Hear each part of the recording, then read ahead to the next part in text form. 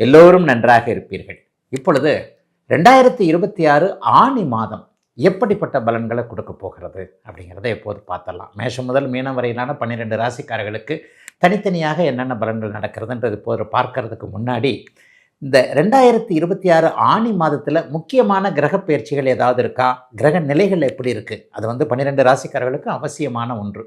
ஐயா, சூரியன் மிதுனத்திற்கு வந்து விடுவார். மாதத்தின் ஆரம்பத்திலிருந்து மாதத்தின் இறுதி நாள் வரைக்குமே சூரியன் மிதுனத்தில் இருப்பது தான் அந்த ஆனி மாதம்னு சொல்கிறோம். அப்போ மிதுன வீட்டிற்கு அவர் மாறக்கூடிய அமைப்பு, புதனுடைய வீட்டிற்கு மாறக்கூடிய அமைப்பு, மிகப்பெரிய கோச்சார ரீதியாக எல்லாவற்றையும் பாதிக்கக்கூடிய சனி நல்ல மீனத்திலே இருக்கிறார். இருக்கிற இடத்துலையே இந்த மாதம் முழுக்க இருக்கிறார். அவர் எந்த விதமான மாற்றத்தை அடைகிறதில்ல.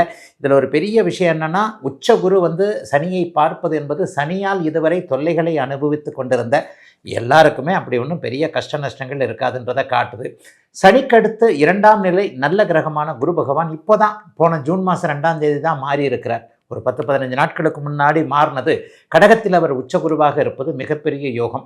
செவ்வாய் 2 இடங்கள்லேயே மாறி இருப்பார். செவ்வாய் பயிற்சி இந்த மாதம் நடக்குது. முதல்ல மேஷத்தில் ஆட்சியாக இருக்கக்கூடிய மேஷராசிக்காரர்கள் செவ்வாயை யோக அமைப்பாக கொண்டவர்கள் எல்லாருக்குமே நல்ல பலன்களை கொடுக்கக்கூடிய நிலையிலிருந்து இந்த ஆனி மாதத்தில் ரிஷப வீட்டிற்கு அவர் மாறுவதும், வக்கர நிலையில் இருக்கக்கூடிய புதன் கடகத்திற்கும் மிதுனத்திற்கும் மாறி மாறி வருவதும், சிம்மத்திற்கு சுக்கிரன் மாறி போகிறதுமான ஒரு கிரக நிலைமையில் தாங்க இப்போ இருக்குது.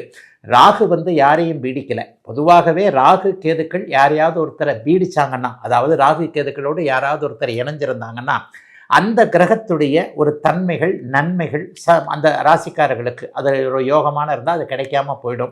அந்த மாதிரியான அமைப்புகள் எதுவுமே இந்த ஆனி மாதத்தில் கண்டிப்பாக கிடையாது. ஆக ஆனி மாதத்தில் பரவலான நிலையில் சனியிலிருந்து சுக்கிரன் வரைக்கும், மீனத்திலிருந்து சிம்மம் வரைக்கும் பரவலான நிலைமைகளில் இப்போது இருக்கிறது ஒரு பெரிய யோகமான ஒரு அமைப்புங்க.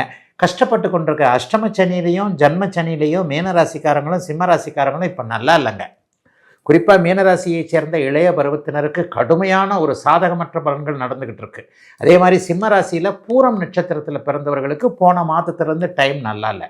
அதுக்கு முன்னாடி மக நட்சத்திரத்தில் பிறந்தவர்களுக்கு பெரிய ஒரு மாதிரியான இக்கட்டுன்னா என்னங்க, அவரவருடைய பிறந்த ஜாதக அமைப்பிற்கு ஏற்றார் போல் முன்னால் போனால் கடிக்குது, பின்னால் போனால் உதைக்குதுன்ற ஒரு நிலைமைகள் கண்டிப்பாக இருந்து வந்தன.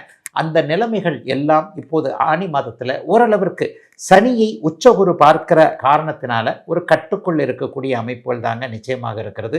பெரிய சோதனைகள் எதுவும் இப்போதைக்கு கண்டிப்பாக வராது. 12 ராசிக்காரர்களுக்கும் சுபர்கள் என்று சொல்லப்படக்கூடிய புதன், குரு, சுக்கிரன் 3 பேருமே இந்த ஆனி மாதத்தில் கடக வீட்டில் உச்சமாக இருக்கக்கூடிய தன்மை. ஆனி மாதத்தின் நடுப்பகுதியில் ஆனி பௌர்ணமி என்று சொல்லப்படக்கூடிய, அப்படியே அந்த ஆனி மூலம் என்று சொல்லப்படக்கூடிய அமைப்பில் ஒரு பௌர்ணமி நிலைமைகளில் சந்திர அதியோகத்தில் இந்த புதனும் சுக்கிரனும் குருவும் ஒரே நேரத்தில் ஜூலை மாதம் 1ஆம் தேதியாக இருக்கலாம். ஆனி மாதத்தின் நடுப்பகுதியில் ஆனி மாதத்தின் 15, 16ஆம் தேதிகளில் பார்த்தீங்கன்னா பௌர்ணமி அமைப்பில் சந்திரனும் வலுவாக இருக்கிறார், புதனும் சுக்கிரனும் குருவும் கடகத்தில் வலுவாக இருக்கிறார்கள். ஆகவே கிட்டத்தட்ட எல்லோருமே ஓரளவிற்கு வரவேற்கக்கூடிய நல்ல மாதமாகவே அமைஞ்சிருக்குங்க இந்த ஆனி மாதம். கடகராசிக்காரர்களுக்கு மிகப்பெரிய யோகங்க. பட்ட கஷ்டம்லாம் இந்த மாதத்தோட விலகுதுங்க. 2026 ஆனி மாதம் பெரிய அளவில் நன்மைகளை கையை கொடுக்கக்கூடிய அமைப்புகள் உண்டு. ஏன்னா 3 சுபர்கள் இந்த மாதத்தின் பெரும்பகுதி உங்கள் ராசியிலே இருக்கிறாங்க. உச்சகுரு ராசியிலே இருக்கிறார், அப்புறம் சுக்கிரன் இருக்கிறார், அப்புறம் புதன் இருக்கிறார். 15ஆம் தேதிக்கு பிறகுதான் சுக்கிரன் 2ஆம் இடத்திற்கு வருகிறார். புதன் அப்படியே 12ஆம் இடத்திற்கு திரும்ப போகிறார். குரு பகவான் ராசியிலே இருப்பது ஜென்மகுரு என்கின்ற அமைப்பில் இருந்தாலும் கூட பாக்கியாதிபதி உச்சத்தை அடைந்திருக்கிறார் என்கின்ற அமைப்பு மிகப்பெரிய யோக அமைப்பு.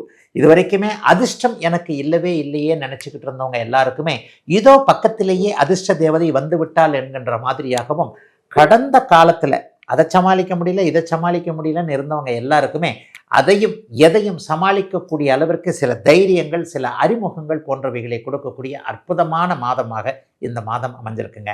மாதத்தின் ஆரம்பத்தில் உங்களுடைய பூரண ராஜ யோகாதிபதியான செவ்வாய் 10ஆம் இடத்தில் இருக்கிறார். அதற்கு பிறகு 11ஆம் இடத்திற்கு வருகிறார். 2ஆம் அதிபதியான சூரியன் மாதம் முழுவதும் 12ஆம் இடத்தில் இருக்கக்கூடிய தன்மைகள் இந்த ஆனி மாதத்திற்கே உரிய ஒரு சிறப்பு. அப்போ 10, 11 செவ்வாய் இருக்கிறதுனால என்னென்னா தொழில் நல்லா இருக்குங்க. இது வரைக்குமே வேலை, தொழில், வியாபாரம், விவசாயம் போன்ற அமைப்புகளில் கொஞ்சம் ஒரு மாதிரியாக காசு பணம் கிடைக்கவில்லையே என்கின்ற எண்ணத்தில் இருந்தவர்கள் எல்லோருக்குமே ஆனி மாதம் 10ஆம் தேதிக்கு பிறகு குறிப்பாக ஆனி மாதம் நடுப்பகுதியிலிருந்து பிற்பகுதி 15 நாட்கள் நல்ல லாபகரமாக இருக்கக்கூடிய தன்மைகள் உண்டு. கட்டிடம் சார்ந்த பூமி சார்ந்த தொழில்களை பார்த்து கொண்டிருக்கக்கூடியவர்கள், செம்மண் விவசாயிகள் எல்லாருக்குமே இந்த மாதம் பெரிய அளவில் கை கொடுக்கக்கூடிய அமைப்புகளில் உண்டு. பில்டர்கள், வீடு கட்டி தர்றவங்க, ஒரு தேக்க நிலைமை இருக்குதுங்க, கட்டி வச்சுருக்குறோம், வாங்கிறதுக்கு ஆள் இல்லை, ரியல் எஸ்டேட்டு போட்டிருக்கேன் ஆனால் அதை வாங்கிறதுக்கு தான் ஆள் இல்லை, நானும் லாபத்தெல்லாம் குறைச்சி வச்சு விற்று பார்த்தாலும் ஒன்றும் சரியாக வரலன்ட்டு ஒரு தேக்க நிலையை செவ்வாயின் துறைகளான நெருப்பு, மருத்துவம், பூமி சார்ந்த துறைகளில் ஒரு தேக்க நிலையை அனுபவித்து கொண்டிருக்கின்ற கடகராசிக்காரர்கள் எல்லோருக்குமே மிகப்பெரிய நல்ல மாற்றம் இப்போது வருதுங்க. கல்யாணம் ஆகாதவர்களுக்கு மனைவியார் கணவன் யார் என்கின்ற அமைப்பு உச்சகுரு 7ஆம் இடத்தை பார்ப்பதால் இந்த வருடத்திற்குள்ளேயே திருமணம் நடந்துவிடக்கூடிய அமைப்புகள் எல்லாம் அடையாளம் காட்டக்கூடிய அமைப்புகள் கண்டிப்பாக ஆனி மாதத்திலிருந்தே அப்படியே படிப்படியாக ஆரம்பிக்குது. தூர இடங்களில் இருக்கக்கூடியவர்களுக்கு இருக்கின்ற இடங்கள்லேயே வீடு வாகனம் போன்றவைகள், வாசல் வீடு வாகனம் போன்றவைகள் கிடைக்கக்கூடிய அமைப்புகள் நிச்சயமாக உண்டு. எதிலையும் கடகராசிக்காரர்கள் ஒரு சாதிக்கும் தன்மை கண்டிப்பாக இருக்கும். எல்லாவற்றிலும் ஒரு நிறைவுகள் இருக்கக்கூடிய நல்ல மாதமாக அமைஞ்சிருக்குங்க கடகத்திற்கு இந்த ஆனி மாதம். இந்த 2026 ஆனி மாதத்தில் முக்கியமான கிரக பயிற்சிகள் ஏதாவது இருக்கா? கிரக நிலைகள் எப்படி இருக்குது? அது 12 ராசிக்காரர்களுக்கு அவசியமான ஒன்று. ஐயா, சூரியன் மிதுனத்திற்கு வந்து விடுவார். மாதத்தின் ஆரம்பத்திலிருந்து மாதத்தின் இறுதி நாள் வரைக்குமே சூரியன் மிதுனத்தில் இருப்பது தான் அந்த ஆனி மாதம்னு சொல்கிறோம். அப்போ மிதுன வீட்டிற்கு அவர் மாறக்கூடிய அமைப்பு, புதனுடைய வீட்டிற்கு மாறக்கூடிய அமைப்பு, மிகப்பெரிய கோச்சார ரீதியாக எல்லாவற்றையும் பாதிக்கக்கூடிய சனி நல்ல மீனத்திலே இருக்கிறார். இருக்கிற இடத்துலையே இந்த மாதம் முழுக்க இருக்கிறார். அவர் எந்த விதமான மாற்றத்தை அடைகிறதில்ல.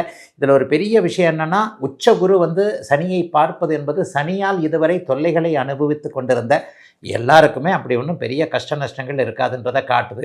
சனிக்கடுத்து 2ஆம் நிலை நல்ல கிரகமான குரு பகவான் இப்போ தான் போன ஜூன் மாதம் 2ஆம் தேதி தான் மாறி இருக்கிறார். ஒரு 10-15 நாட்களுக்கு முன்னாடி மாறினது.